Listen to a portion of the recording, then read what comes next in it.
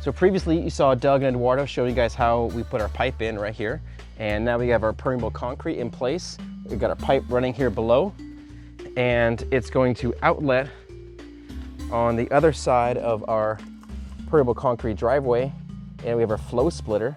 And this is gonna just use gravity to disperse the water along this driveway. And all the gray water from the bathroom will then irrigate these fruit trees along the side of the house. I am testing to make sure that I'm getting water out of everything. And so I am getting water here and here. My splitter is working well.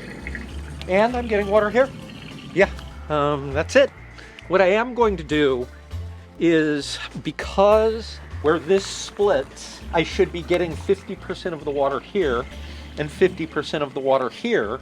So I'm only getting 25% water to each of these trees, but 50 to this. So I'm gonna put a ball valve on this and turn it down a little bit so I'm not getting as much water there.